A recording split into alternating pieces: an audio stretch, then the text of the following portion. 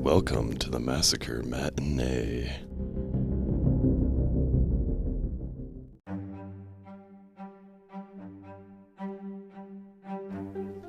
Today's episode touches heavily on suicide and the concept of suicide. If you or someone you know needs help, is having suicidal feelings, or is just having a general mental or emotional crisis, there is always help available. The National Suicide Hotline is 800-273-8255, 24 hours a day, 7 days a week. You can also text HOME to 741-741. That is a national crisis text line for any crisis. Or, the easy-to-remember one is you can call or text 988. It's commonly referred to as the Lifeline, and it's run by the U.S. Department of Health and Human Services through the Substance Abuse Administration, and it's administered by Vibrant Emotional Help. You can always get help. You just need to be willing to ask for it. Welcome back to the Matinee, Panda. Welcome back, Mingus. Which is really weird to say. Hello, Ari. Hi, Kate. Hi. So, are you ready for a doozy? You know, you've told me a few times that things were going to be doozies. And they ended up being. Have I lied to you yet? Not so far, but I'm starting to wonder what the definition of doozy is. It's called I Find Really Weird Cases, and I just really like the ones that are borderline cringe and just kind of like, what the fuck? I also think you just really like the word doozy. I do like the word doozy. Like how, what was it, like a week or two ago I couldn't stop saying conniption? This one's known as the FedEx shootings. Well, shooter. The FedEx shooter, okay. Shooter. It's just easier to say the FedEx murder because, I mean, it was a murder, but it was done in a shooting style. Our main person in this case, his name is Brandon Hull, and he had not really a rough childhood. There's nothing that really stands out of happening to him to cause things. It's more so of what he did to others in his childhood. So he wasn't like... There's no traumatic event that basically causes... Well, actually, I lie. I just remembered there was one traumatic event that happened, but he wasn't there for it. So, I mean, sometimes they say that killers are made by... Yes.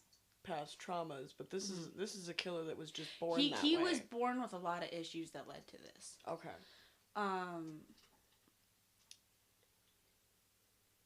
His dad, when he was 4 years old, killed himself. That's the traumatic event that kind of happened. However, Brandon didn't witness it. It's just, he knew it happened, but he wasn't there for it. He didn't, like, find his dad or any kind of thing like that. So that's why I say that it's not, like, it's still traumatic. Losing a parent that way is traumatic. Oh, yeah. No matter what. But it's not traumatic in the sense of, like, someone being, like, some killers would be like, oh, well, I found, like, so-and-so's dead body, and that's when I became obsessed with blood. Like, you know, like, it has a part to do with it, but it's more of his mom's concern than it is Brandon's concern. Okay. This one's going to be a lot more of a discussion type one. Because there's a lot that leads to it. The actual crime itself, there's not a whole lot to it. It's the not leading a whole lot up to the crime itself? Yes. Okay. It's what leads up to it is where a lot of the meat of this case is. Okay. So, when he was about 11, this is when his mom really started seeing a change in his personality, just how he was acting, because he insisted on wearing 3 pairs of shorts at a given time. Why? That just seems really weird. Yeah, it's just what he insisted on doing. Like, he refused to leave the house without the 3 pairs of shorts, and his mom just kind of, like, let it happen because she thought that maybe that was just his weird way of coping with, maybe.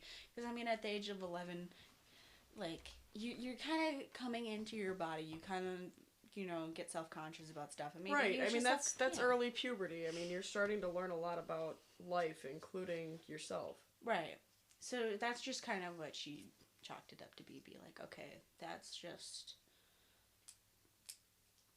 That was a satisfying noise.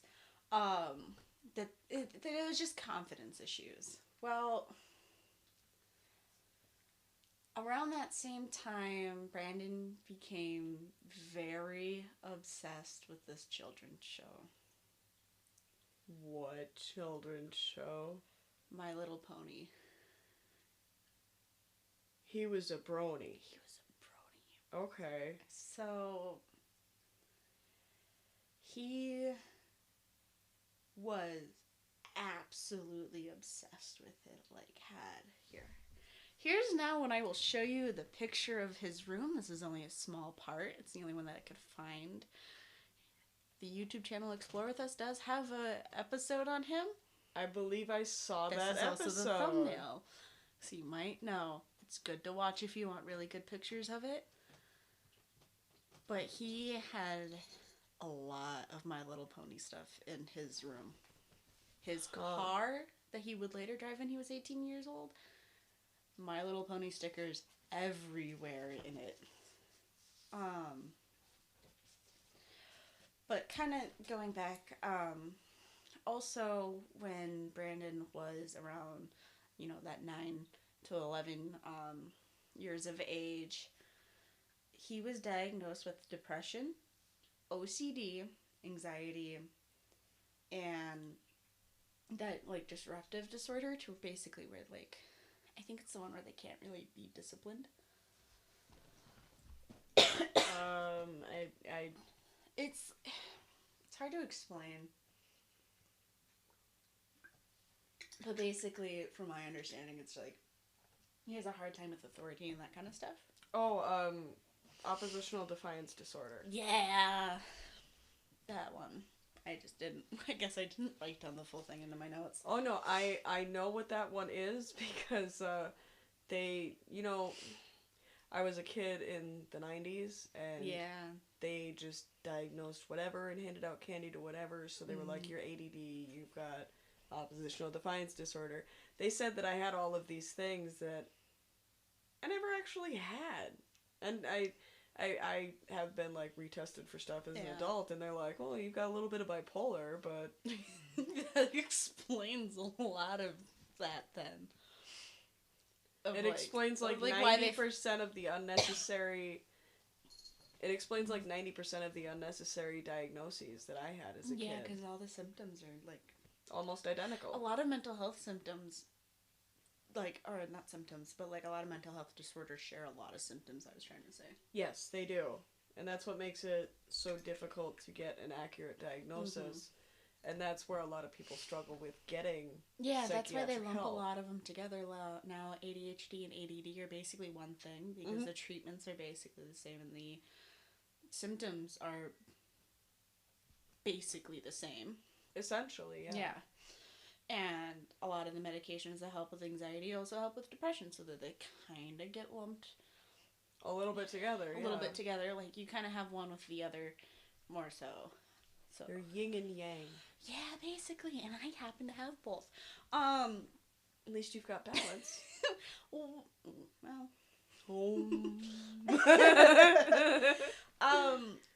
At this time, he also, shows that he has a very bad temper. And is very easy to be, set off.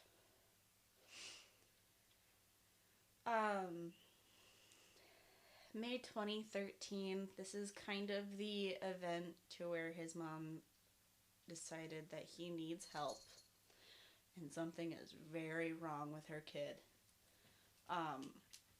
Which can sometimes be a hard thing for parents to accept and come to the understanding of, I can't fix this alone. Yeah. But it's hard for the person that needs the help to understand that too. Right. And when you're a parent and you see that your kid's having that, your kid's not going to be most of the time your kid's not going to come to you and be like, I need help. And you need to be the one to I see this person needs help and I need to get them help. It's kind of like the parent's responsibility in my eyes. Mm-hmm. I can say from personal experience, it took me 30 years to realize that I needed help. Yeah, it took me a long time to realize. Like, I used to be so against taking medication and stuff like that, because I'm like, it's going to change who I am, and I'm just like,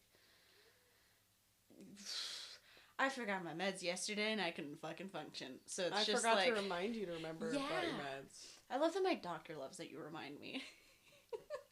That's what's important, though, is to have a. It's important to have a good support network, Yeah, and if you support don't feel like is you have key. support at home, that's what makes it harder to find help. And we'll always link stuff for good hotlines and stuff like that.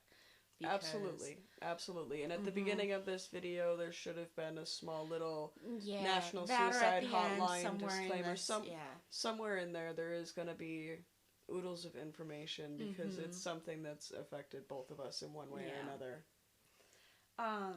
But basically, Brandon, he was 11. A lot of stuff kind of happened when he was around 9, 10, 11. So the beginning of puberty, kind of when a really intense hormones, time already, and it's just even more stressful with outside. Yeah. He was playing in a water balloon fight and water gun fight with his mom's boyfriend. And, like, that dude was, like, a chill dude. Didn't do any, like, was a nice guy to both of them. So it's not like this really came out of aggression, like, oh, you hurt me kind of thing. His boyfriend just accidentally sprayed him in the face with a water gun. And it sent Brandon off. And he went, for lack of a better term, he kind of went crazy. He ran into the room, or into the house, locked himself in the bathroom, and just started absolutely destroying everything in this bathroom. Just tearing everything up. Tearing everything up. After a lot of convincing, his mom finally got him to come out of the bathroom. And apparently Brandon wasn't done being really angry. And he started trying to attack his mom. That's never good. No, like, he was kicking her, slapping her, biting her, punching her in the face. He then ran off into the kitchen and grabbed a steak knife and started charging after her with the knife. He had trapped her in the living room, wouldn't let her leave. At this point, the boyfriend did call the police. And he ended up receiving, like, I think it was, like, 9 months of probation or something like that for it. I mean, for threatening somebody with a deadly weapon, I mean, I think I he had guess to he go is to, like, super therapy underage. and, like, that kind of Yeah, stuff. he probably would have had to have done something like that. He quits going to school at the age of 14. Then he only made it to the 6th grade. That's it? Yeah. Wow. His excuse was he wasn't interested in it. He had really bad depression, anxiety. He just couldn't do it. And his mom was like, you know what? I don't want to stress him out to the point of where he has this burst of rage again. So she just thought, like, you know what? I'm just gonna pull him. And she thought that was the best thing. In 2015, also, she had gotten him tested by the Riley's Children's Foundation, and it's kind of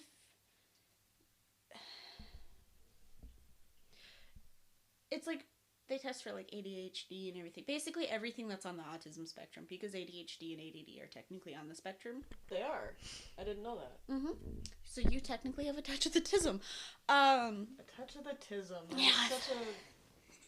That's such an amusing little phrase. Yeah. Because you're on the spectrum, but you're not, like, the full blown. Because they share a lot of symptoms, a lot of mannerisms, a lot of stuff like that, because, like, a lot of the stuff with, like, autism I even relate to, though I don't have an official diagnosis.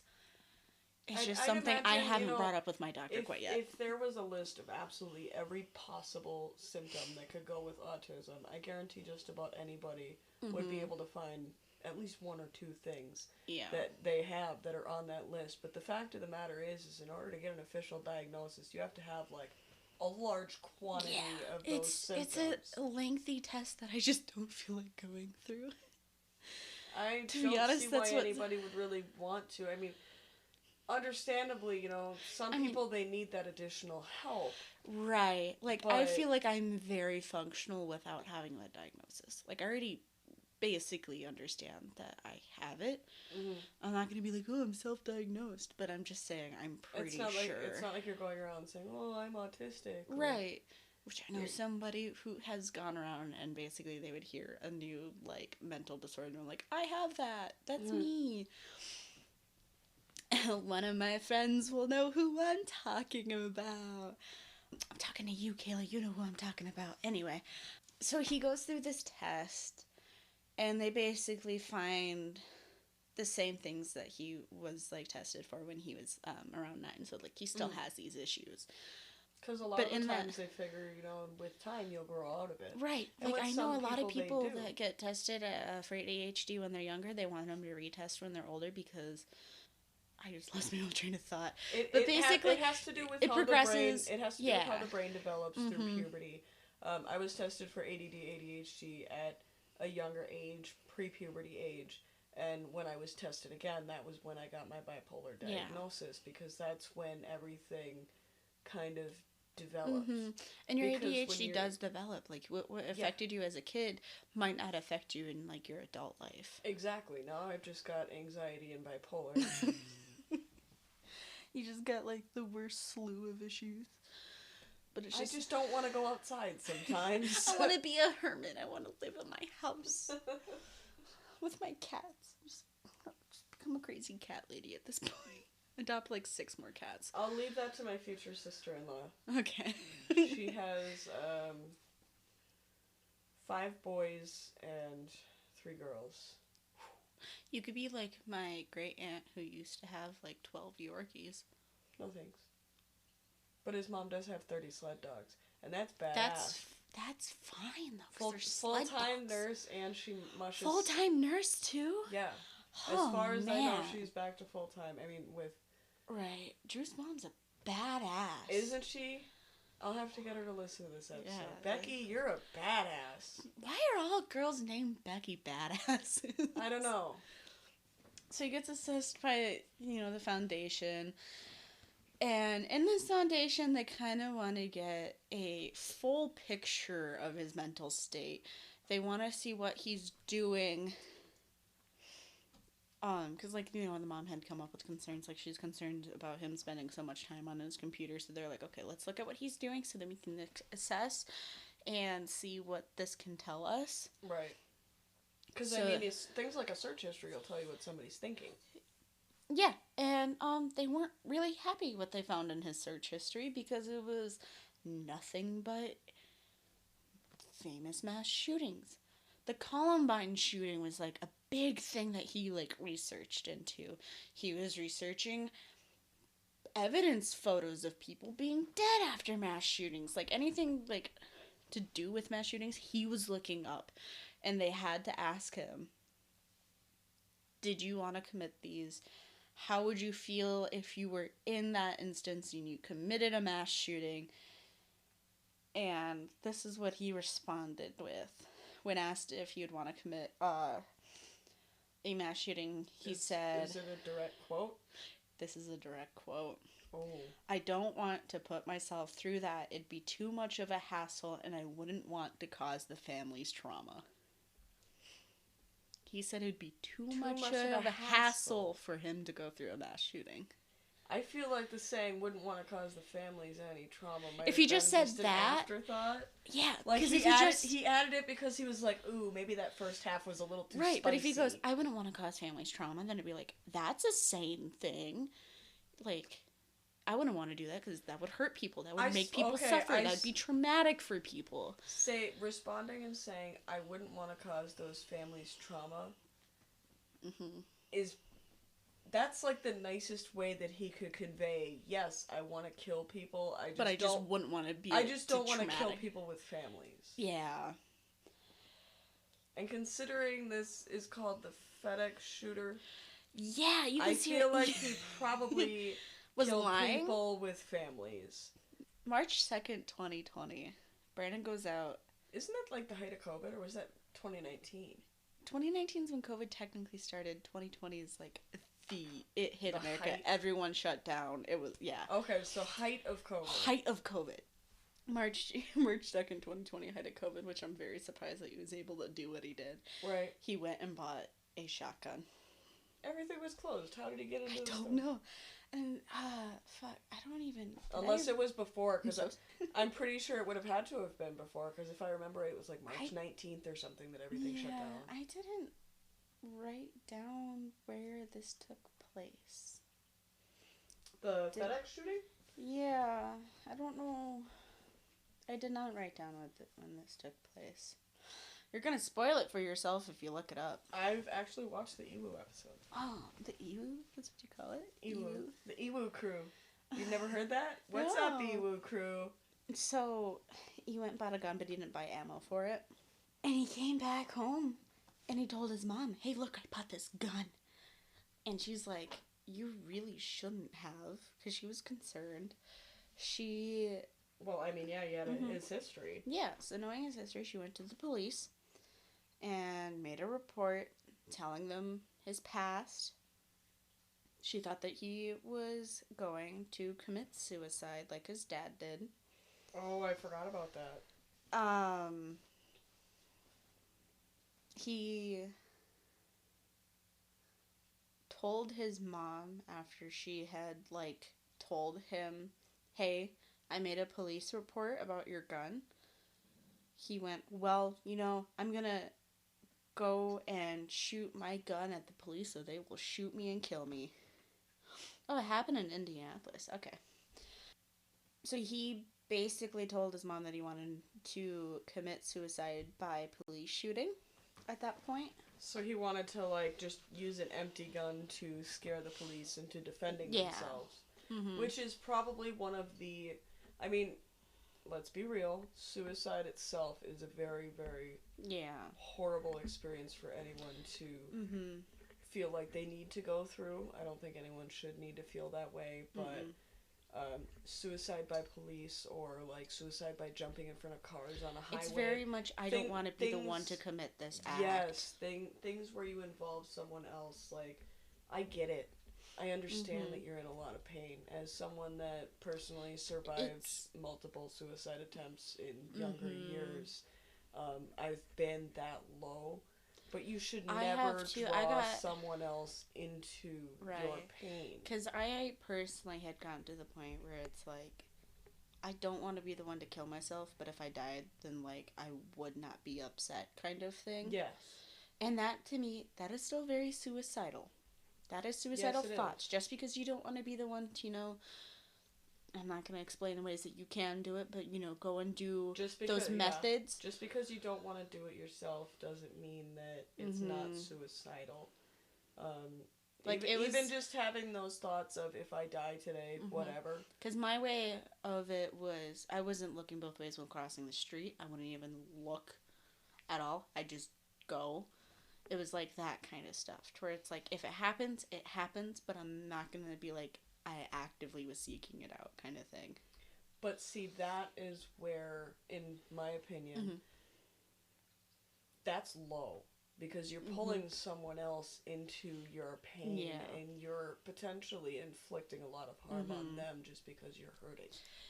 And I guess, like, since I can speak from experience, like, at that point, you're just so numb that you don't really care. Oh, yeah. You don't like care. I said, I've been that numb. Like, I cared more, like, my thing was, I didn't want my family to find me and have to deal with a mess afterwards. That's what saved my life. That is what stopped me, and honestly, my sister telling me that I was a coward for not doing it, and I was like, you know what? I am. And I just rolled with that, and that's what really made me, like, think, what the fuck am I doing? When I finally, and like I said, you know, I'm 31 now. I just started accepting help just in this past year. And when I finally went to my doctor and said, I need help, they like to know that you've got coping mechanisms in addition to the medication. And Drew's brother's suicide really, it's something that I focus on and know that I can't do that to my family. Yeah, I once can't you do see that how to that him. affects people, I it can't do that to really. his family, and having something to latch on to. Having any kind of hobby, if anything really helps. I know that his mom said that the dog mushing helped her a lot Yeah. with everything. My moment of I can't. I know that this part of the podcast is getting kind of dark, and I know people that listen to this at work. It's gonna be edited appropriately. Yeah, you're learning a lot about us. I mean, I have tattoos that really show it. I quite literally wear it on my sleeve. My point of I can't do this was when my mom got really sick and she was in the hospital and I had a very hard time with that. And I, quite honestly, it was traumatic. I don't remember a whole lot of that. I have a lot of memory regression and all that kind of stuff. Between certain ages, I could not tell you what happened during that year. I will see pictures and I literally see a stranger because I do not remember that. As a reminder, if you need help, you can always call or text 988 for the National Crisis Hotline. I think from birth he was a little demented. And I do think that he did not have feelings as if, like, how, I want to say normal people, but, like, average people feel. Like, yeah, you can still have depression, you can still have anxiety, but I think he didn't really have that level of empathy. Because of what they had found on his computer in the past and everything like that, and the fact that he had told his mom that, the next day police had shown up, put him in handcuffs. He was like, shit, this is real. So he becomes real anxious and told, like, people, well, don't go on my computer. Just, like, don't go on my computer. Well, I mean, if you say no, they're gonna. Yeah. Well, they went on his computer and they found, like, really extremist sites. So, like, neo-Nazi stuff and, like, that kind of Hardcore stuff. They took a shotgun. He was put into a mental health treatment facility. His mom thought he was going to be put on at least a 72-hour hold. He was out in 2 hours. How so fast? I don't know. I couldn't find anything that said why it was so fast. I'm assuming he just kind of, like, got there and was just, like, so chill or bullshitted his way out. But apparently it was so intense of what they found, the FBI showed up. The big boys. Yeah, an officer showed up, met with Brandon to ask, like, what he wanted to do with his life, and I think this was the moment that kind of sent Brandon off, because he's like, well, I want to be in the FBI. And the FBI agent looked at him and was like, that is never going to happen. You will never be a part of this because of your past. It just goes Which is to reasonable. show that everything that you do can affect your future. Oh, yeah. And a year to basically the date is when Brandon snapped. Happy anniversary. The FBI then also made a kind of case on him to basically keep tabs on him. And they said he had everything to basically, had all of the makings of him being a potential shooter and, like, a mass killer. And I suppose they've probably got, like, lots and lots and lots of records on... Yeah. So they've got plenty of profiles. Yeah, I mean. It's kind of like he was profiled, and they were like, at some point, he might be a mass shooter. So he was kind of being watched. At that point, he started to work at FedEx. He got his own apartment. He was kind of actually turning his life around. He had his own car. Things were starting to look up. Yeah. And then all of a sudden, one day, he just kind of stopped showing up to work. He lost his apartment.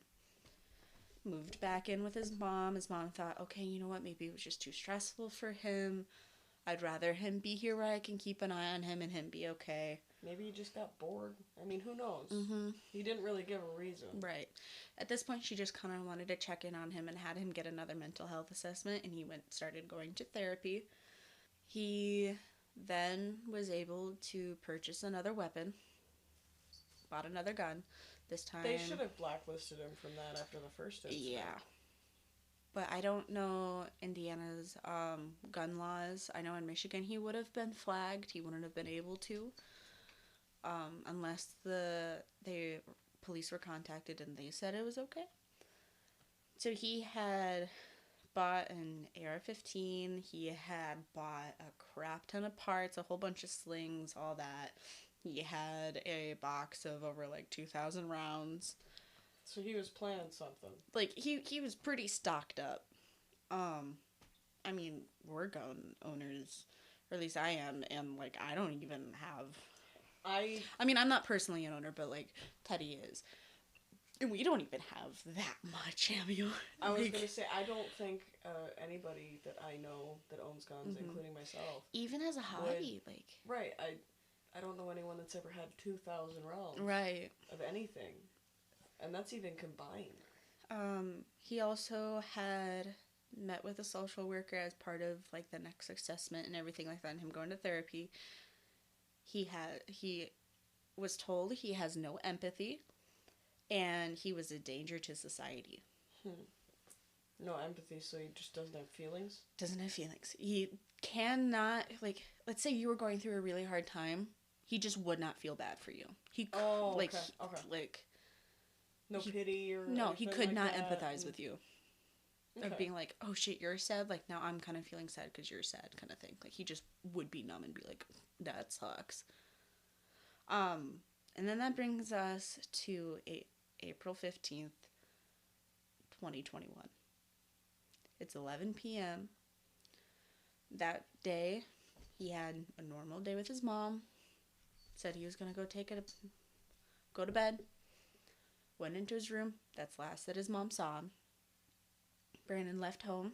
Showed up to the FedEx facility he used to work at. He went inside and then shot anyone he could see. And I'm guessing it was like a 24-hour kind of facility. Yeah, it was kind of like, it was a overnight? warehouse, so it was kind of like their, like a shipment hub kind of thing. Okay. If he saw somebody running away, he'd shoot them. He then went back outside into the parking lot to shoot anyone that was near him and running away.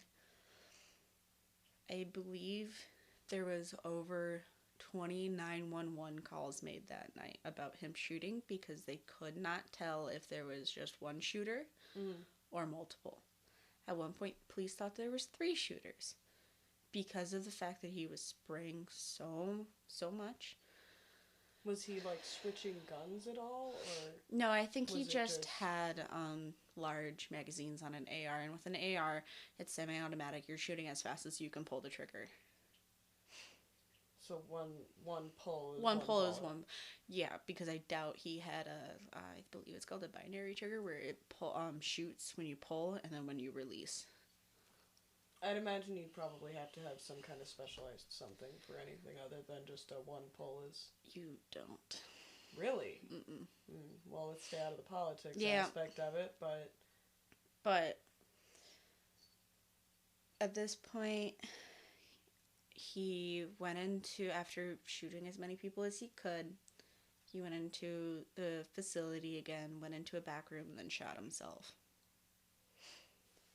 He had killed 8 people. How many did he wound? Because I don't think he would have necessarily killed everyone that he shot. I couldn't find a number of how many people were injured, just how many had died. Oh, okay.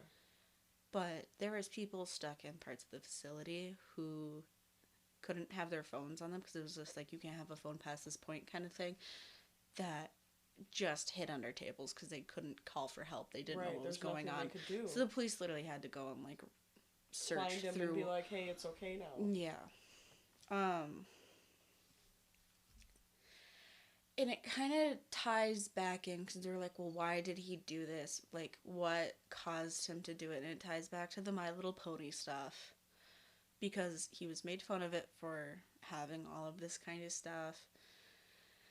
And it brings us to, why our snack for today is apple pie. Yeah, so all you told me was make apple pie. And But it'll I don't know make anything about sense Little after. Pony either, so... Yeah. So I'll explain it after I read Okay. this motive, but it'll make sense in like 2 minutes. Brandon's motive was basically theorized and kind of revealed too, like once they went through everything in his room, that he was heartbroken over a My Little Pony character. He fell in love with a cartoon horse. He fell in love with a cartoon horse, and he wanted to prove his masculinity and everything like that. And before he went to the FedEx facility, he made a Facebook post. Oh. And in this Facebook post, it's a caption, and then it's a picture of him holding the gun that he used in the shooting. This is what his Facebook post said. I hope that I can be with Applejack in my afterlife. My life has no meaning without her. If there is no afterlife, and she isn't in fact real, then my life never mattered anyway. Wow. So Applejack is a My Little Pony character. She's like an earth pony type, and she works on an apple farm. Hence the name Applejack. Apple pie makes sense now because he had a life-size like body pillow plushie of Applejack. I don't know anything about My Little Pony. I will show you a picture. Is that the one with the cowboy hat? Yes. It sounds like it'd be the one with the cowboy hat. Yep, it's the one with the cowboy hat. Okay. And it's really sad. It was all over the fact that he just didn't feel masculine. I mean, obviously he had these other issues, and kind of from the start you kind of saw he was like really depressed and wanted to kill himself. It was just one of those instances. It's so hard to feel bad for him, but it's like, could you imagine how he would be if he didn't have those mental health issues? Right. And didn't know that his dad had like killed himself and everything like that. And that's why I'm like, I feel like it stems from that. And knowing that his dad did that, put it into his mind that that is a way that people can die. And then later in life having all of those issues, which I'm assuming he probably got from his father's side, because a lot of mental health issues are genetic. Or you have more of a chance of having these issues if a parent had them. Just like how, like with alcoholism, if like your parent was like an alcoholic, like you're 80%, there's an 80% chance that you yourself could become one. So it's just kind of like that. Like if your parent had anxiety, it's more common for you to have it. A hereditary trait. And to kind of wrap this case up, because there's not a whole lot that happened afterwards, because like obviously there was no trial because he killed himself. His mom came out, and I'm so heartbroken for her because she really did try to help him. She got him the help, she got him the assessment, she reported him having a gun and everything like that, and he went out and bought it and hit the last one. She said that when she cries now, it is not for her own son, but for the victims. And when asked what she would say to him if she was able to talk to him one last time, is that she grieves for those people more than she will ever grieve her son. I can't say that I know exactly where she's coming from, because I've never been in a situation anywhere near what that was like. But saying that, I can understand the power in that statement, because, you know, in a way, she might be feeling that guilt herself, but in the same regard, she wants to be able to look at him and say, I tried to help you, why didn't you just let me? Right. And that's why I really do feel like it's important to ask for help. Ask for help. If someone does try to help you, please try to open up and accept it. I know it's so hard to accept the fact that there might be a problem, to accept the fact that someone's actually willing to help you, because I know someone could be helping you and you'd be like, well, they're just trying to trick me. It's not the case. I know you see a lot of things on, like, you know, the internet and stuff like that of people tricking other people, but it's get help because it could save your life. It could save multiple people's lives. If the way you find help is reaching out to other people and telling your story and helping them, that's a great way. Yeah. There's always going to be someone that's willing to listen. You just need to find them and accept the help that they're trying to offer you. Mm-hmm. And depression is not just a woman's problem. It's never just been a woman's problem. Men can have emotions too. And it's really overlooked. Men's mental health is really overlooked. So we, again, will list places that you can go to get help. I know this episode's been kind of heavy. It's a lot that we kind of both agreed to. We're both sitting here trying not to, cry because we're reliving some stuff. But if that's what it takes to help someone get help, then I'm willing to put I'm willing to expose what I feel are my weaknesses. Bare our souls to it. If it could help someone know that if you're upset right now, it's okay because someone will help you get better. You've just got to be willing to help yourself. And if listening to us sit here on this couch, just ramble and do like ADHD things and talking about true crime, if that's what helps you and gets you through stuff, then we are so glad to be able to help. But I think that's where we're going to leave this one off. So, again, if you need help, get help. We'll leave stuff for you in the description, too. And I hope you have a great day. Remember to drink water. Hydrate, don't dehydrate. Hydrate, don't dehydrate. That's a great sticker. But we'll see you in the next one. Bye. Bye.